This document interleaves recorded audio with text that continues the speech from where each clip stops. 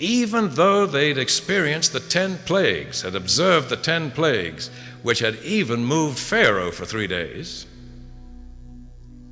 The Israelites themselves were not very much impressed with God, were they? And so he had to do it over, thunder and lightning and an earthquake. And he did move them for a while, and like Pharaoh, they said, yes, all that the Lord hath said we will do. You remember? And 40 days later, how impressed were they? Dancing in a fertility cult rite, drunk and naked around a golden calf, and the calf was a symbol of fertility. Now, what do you do with people who've witnessed the 10 plagues of Egypt? They've witnessed the thunders of Sinai.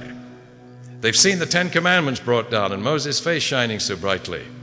They've seen the Red Sea miracle and the wonders that followed, and they still are not respectful. What do you do? Well, one option is for God to say to the angels, is it all right with you if I quit?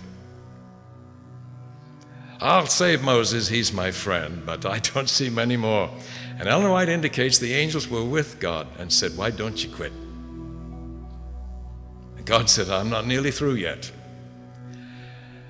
So I'm going to start by gathering Israel around the Sandbox. They're not ready for the Sermon on the Mount. They're certainly not ready for Romans and Galatians and Hebrews. He gathers them around the Sandbox, and he gives them a cute little building. And it was cute. Little compartments, little furniture in there. It wasn't very big. And he gave them all these services. He had priests dressed up. If Elder Stutler comes next Sabbath dressed like that, you're going to wonder if the pressure's getting to him these days, and he wants to exercise his authority. That's the way the ministers looked those days. What do you think of a God who would take his children to the Sandbox? Isn't that a good teacher? Isn't that the way to go? And some understood. And as they understood, they wished to learn more and more, and even come to the place where they wouldn't need the Sandbox anymore, because now they'd realize this represents what's going on in the heart of the universe on a much larger scale. But Israel, once they were introduced to the Sandbox, they liked to camp there. And God finally said, you've camped here at the foot of this mountain long enough. It's time to move on. And to this day, it seems to me that many of us prefer the Sandbox. We even hold large meetings to discuss where the work in heaven is being conducted, this room or that. I say that's Sandbox. And I think we should move on from the mountain. Well, no. You see, these illustrations, they only go so far. We should go on from Sinai to Canaan, that's true. But do you know, on the side of that mountain, traditionally, is the cave where Elijah learned what God really wants. You remember, Elijah was a man of wind, earthquake, and fire. That moved him greatly. But finally, God came to him as the still small voice. And Elijah was not afraid, but he covered his head in deepest reverence. He now had learned that the Infinite One prefers to talk softly and quietly and appeal to our reason and our good sense. And that cave is supposed to be on the side of the same mountain. At least it's right nearby, which says to me that the same God who thundered to get attention and used all these other methods to make it interesting for them and encourage them to be reverent and do things decently and in order, in the very same place when he had a friend who was willing to listen, said, really, I don't want all those things. What I want is that you be willing to listen. And then I can talk softly as a man speaks to his friend. Now, we know that with Elijah, and he was translated soon thereafter, wasn't he? Was there anybody in Exodus, Leviticus, Numbers, and Deuteronomy who knew what Elijah learned later at the mouth of the cave? Did God even those days have a friend who was used by God to build the Sandbox and build the little cardboard buildings and the little cardboard priests? Was there someone who knew why God was doing it? That's what's so magnificent. Moses stood at the foot of Sinai and said, there is no need to be afraid. He knew why God was doing this. A consummately skillful teacher and father of us all. He always meets us where we are and speaks a language we can understand and leads us no faster than we're able to follow. And if we need Sandbox, we will get Sandbox, and we thank God for it. Paul says, I thank God for the Sandbox.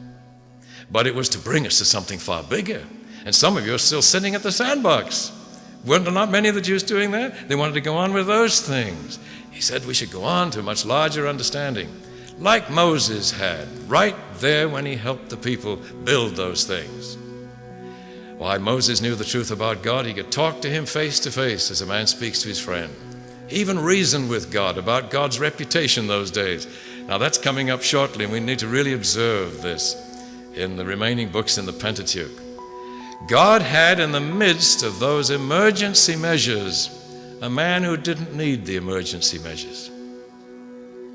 And if you want a real parallel to this, in the book of John, way down the line, Jesus says to the 12, up to this time I've talked to you in figures and symbols and metaphors and figures of speech, you remember?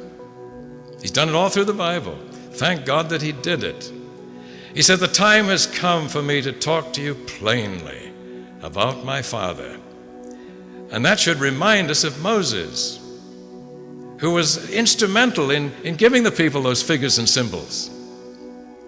But it says in the book of Numbers, next time, God says, I don't talk to Moses that way. I talk to him plainly and clearly, face to face, as a man speaks to his friend.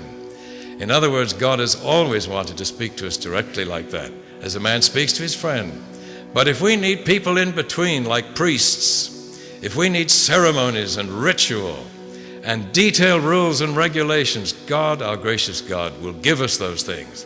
If we need thunder and lightning and she-bears to be reverent, he will send them. Do you like a God who'd do that? The only alternative, if we need she-bears, we're just about gone. So if God does not send she-bears, we're through. We're not listening at all. So God sent she-bears, and some were warned and went back and listened to God. The thunder certainly led the people to be quiet and to listen. The Sandbox has been a great blessing to us, but let's not camp around the Sandbox. Let us go on to the real meaning, which is, how does God conduct the business of the universe at headquarters? The war in the family began in headquarters, didn't it? In fact, if you have two rooms up in heaven, in which of the two rooms in the heavenly sanctuary did the war begin? The holy or the most holy? In the most holy, right in the presence of God. And God has conducted his side of the war from that place. And that's where the war will end.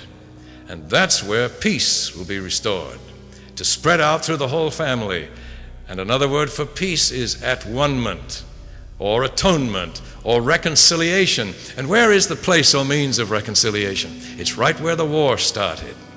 And it gives us a magnificent picture, I think. So Leviticus read this way is not a boring list of tiny details.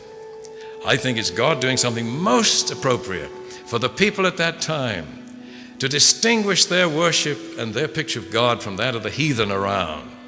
You think there were cult prostitutes in the earthly tabernacle? That's why when Hophni and Phinehas did that dreadful thing, it was so offensive and so gross. All that Hophni and Phinehas were doing, they were doing what was done in the heathen religions around. Isn't it? They'd invented something. But that's how dangerous it was. Who do you suppose thought that up and wanted it in the tabernacle of God's own people? So God had to act very forthrightly and decisively to clean that up. And you remember how he did it? Well, that's coming up in Samuel, isn't it? A little later on, and in Kings. Well, in summation, what do you think of God using this method? I think what we see is a teacher doing his work with infinite skill.